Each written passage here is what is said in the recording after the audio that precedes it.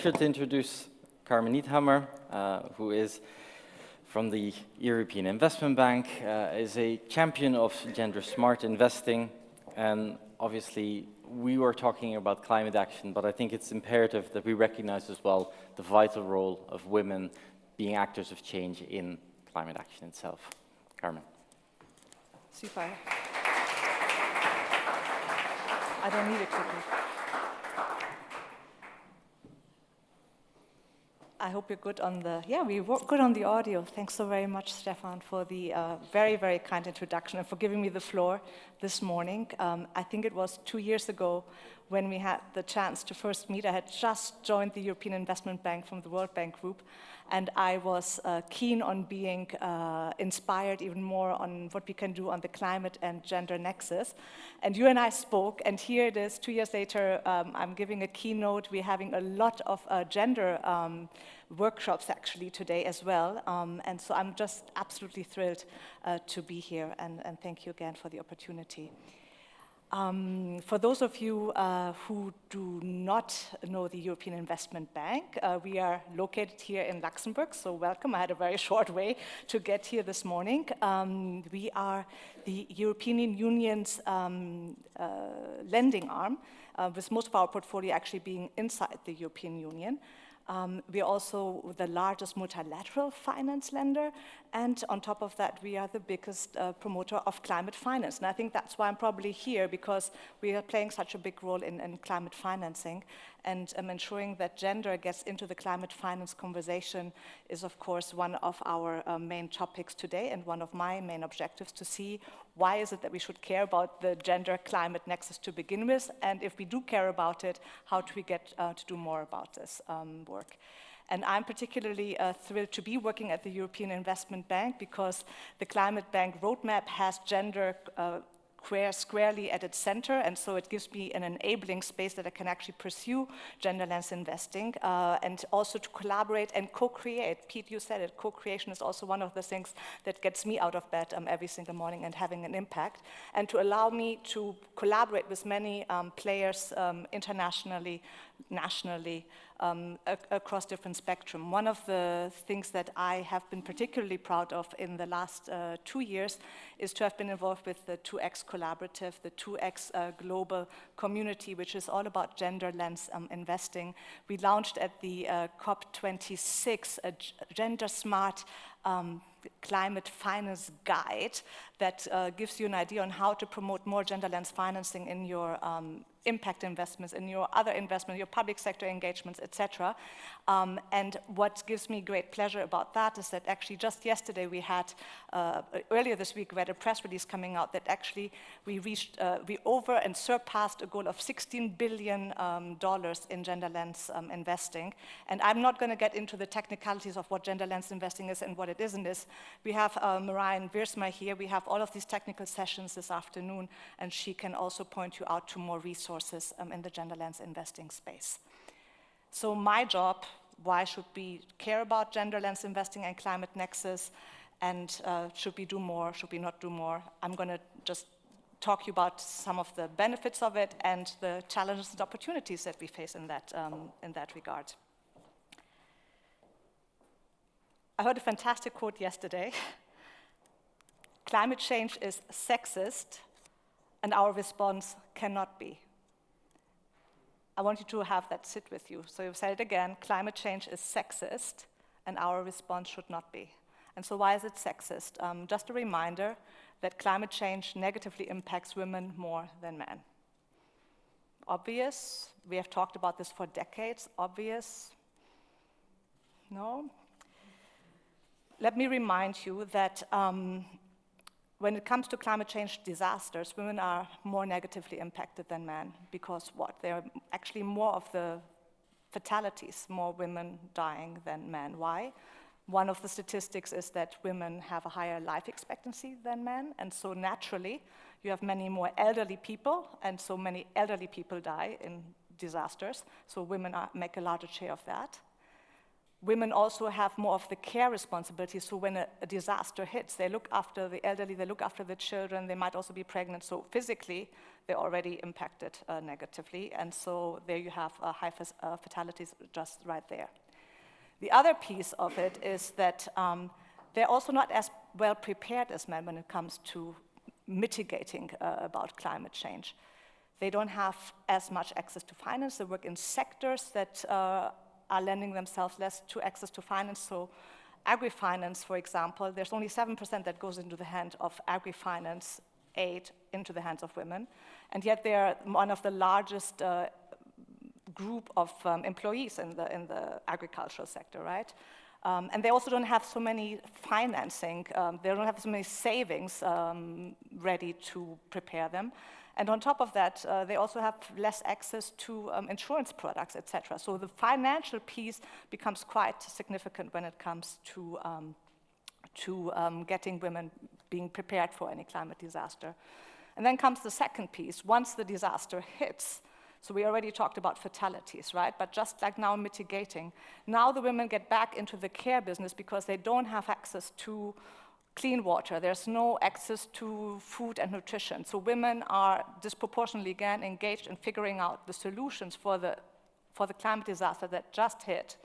And as a result, they are not able to join formal employment opportunities. The girls are not going to school. Education access is limited. Labor force opportunities are limited. Income opportunities to, again, access to finance is limited. And so what happens is that actually now gender gaps increase. So you already had structural gender gaps to begin with, but now a disaster hits, and now gender gaps further increase, and that is like a continuous cycle. So we do need to do something about that protection piece of women for sure, and making sure that women, that we get them out of that situation. And when you look at it statistically, there is a huge correlation then indeed between gender inequality and increase in climate change. The good news is that we also have, when you look at global statistics, that you also have a huge correlation between gender equality and climate change action. In other words, in countries where you have higher gender equality, those countries also invest more in climate action. So to me, that seems to suggest that here's an opportunity to make sure that we promote gender equality, because that then also promotes more climate gender action. Question to you before I get into the opportunity of this whole gender-climate nexus. I wanted to take a pulse of the group, both in the room, but also online. Hello, Shiva, I just see you now. Hi. One colleague from the EIB that you should also reach out to. Can I ask the technology to work possibly for the question online? If you had to guess,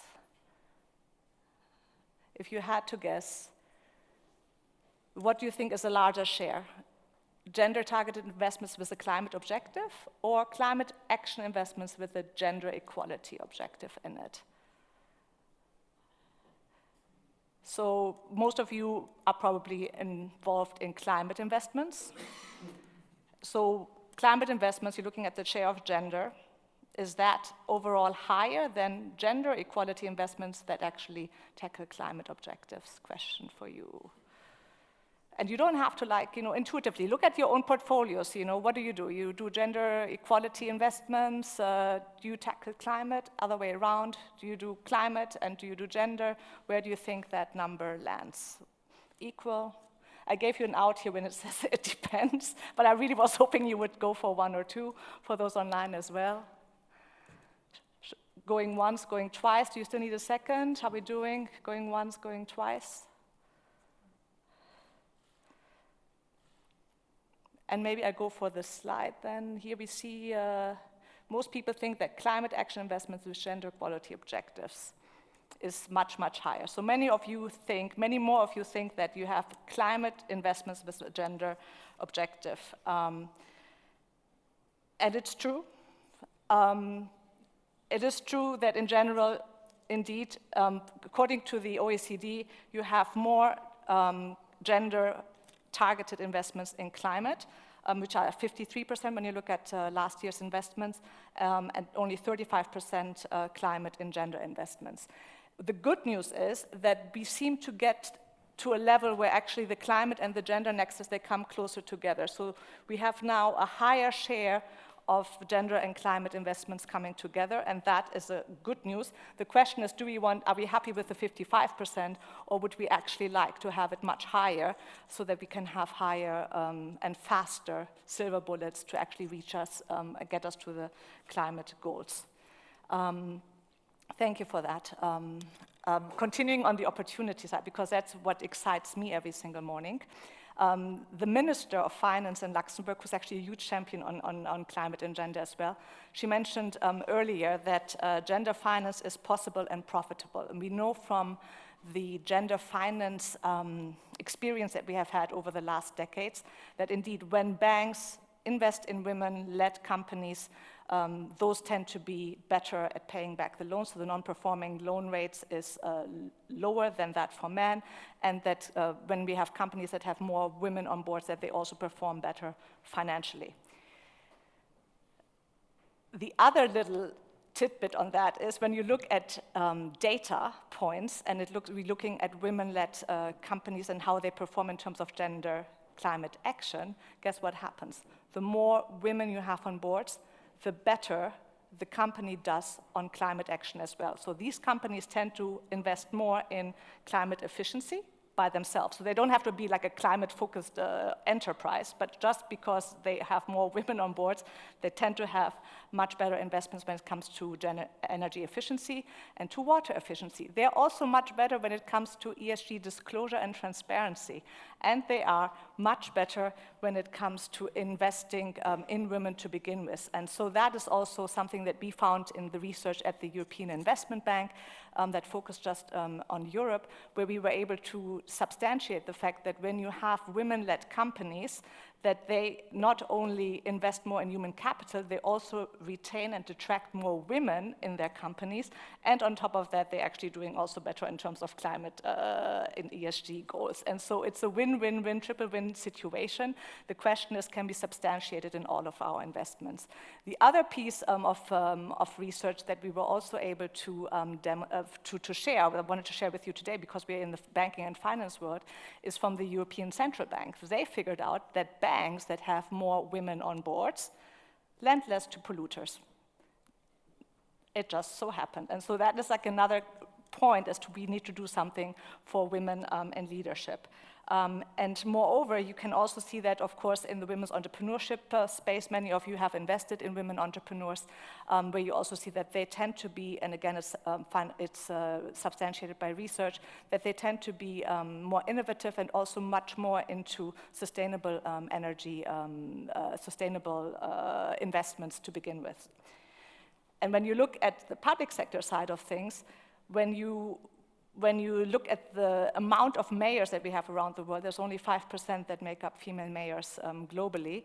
But when you look at the most sustainable cities, surprise, they tend to be led by women. And so there is something to be said here that we should be really looking to ensure that, again, we invest in women as leaders, women entrepreneurs, women as investors, because it gives us also a return on the climate side and not only on the financial returns. And how can we do that better? Like, I think all of us here in the room, we can probably, and I hope that it inspires your conversations and discussions later on in the afternoon, is that we can all make sure that our existing climate finance services and products, that they reach better women.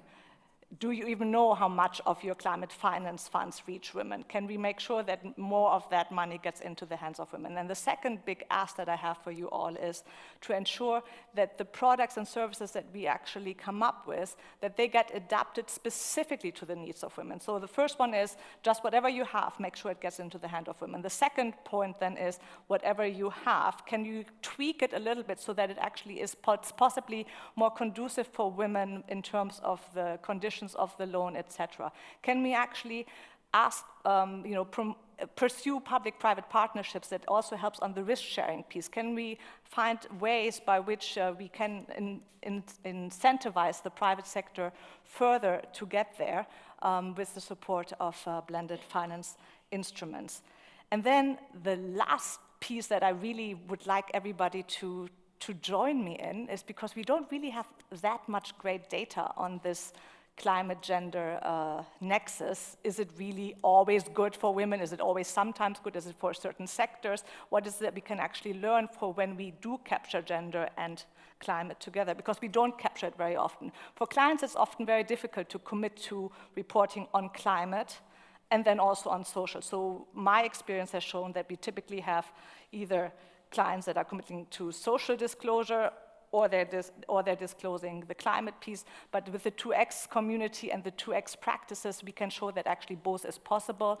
And so the question is, what does this data then tell us? So if I could just inspire you all to look at your own portfolios, your own data points, how is it going? And then the other piece is also on the gender bond situation. You saw our female Minister of Finance here in Luxembourg. We also have a female head of the stock exchange in Luxembourg. And they have the Luxembourg Green Exchange, and they have put together very nicely a whole platform that allows you to actually see which bonds deliver on gender objectives. And it's a unique research that they have conducted, and also what do these bonds actually do? Do they deliver better on climate outcomes because they have gender objectives? Are they a better vehicle to get finance into the hands of those that really need it? And so I can just highly encourage you to have a look, because they also realize that there's some very, very important matrices missing that would help us to actually get to the next step.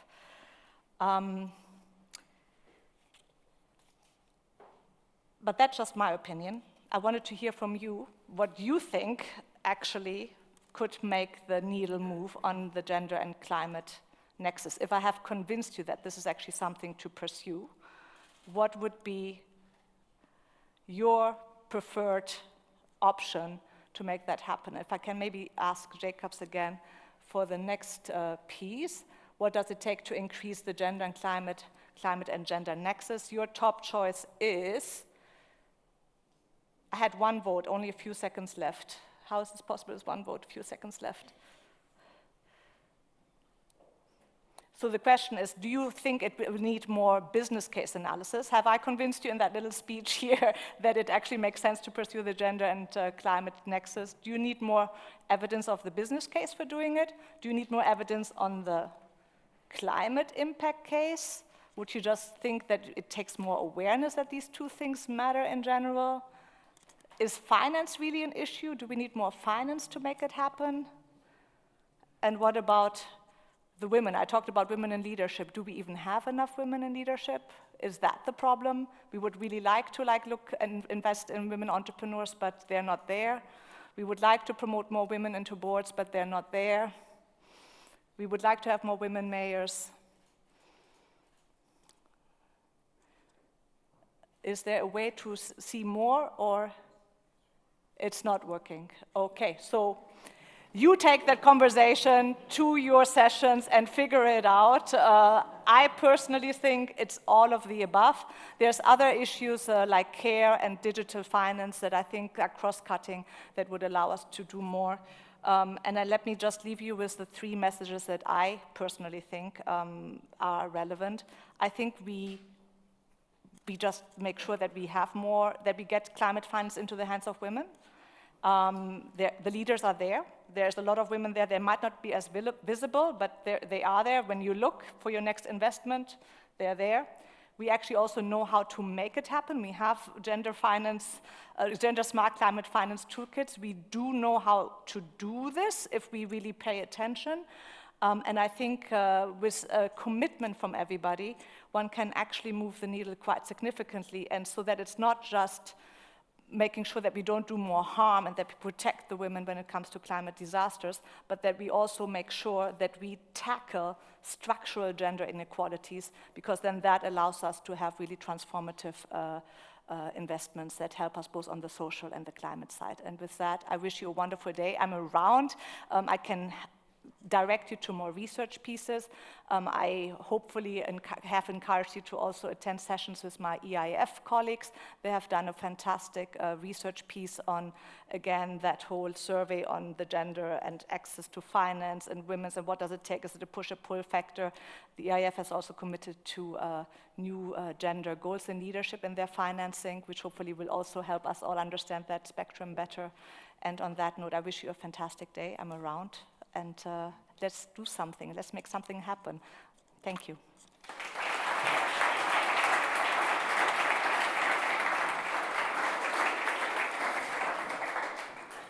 Thank you so much, Carmen. I think we've got some convinced people here in the crowd and hopefully also online.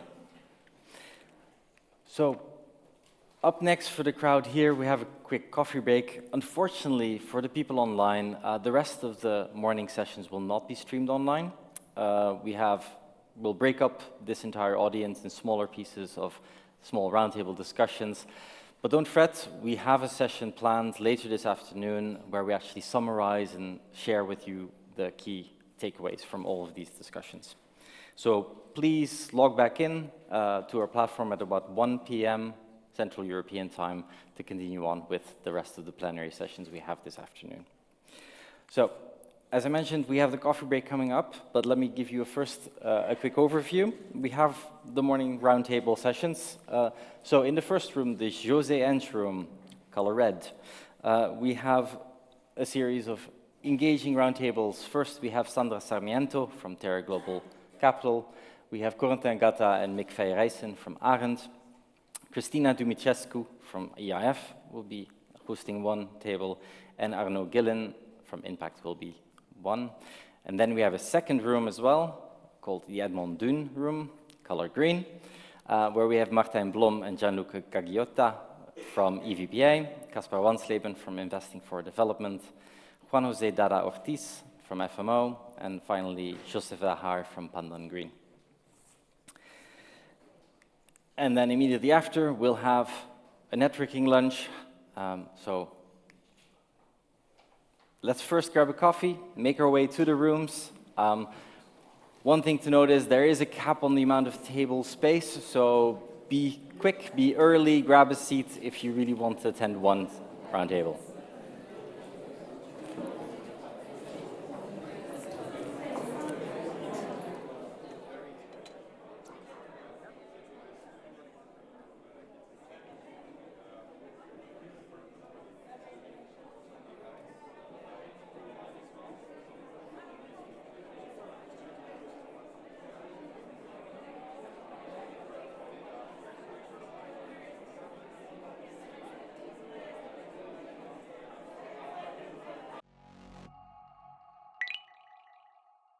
Apply now.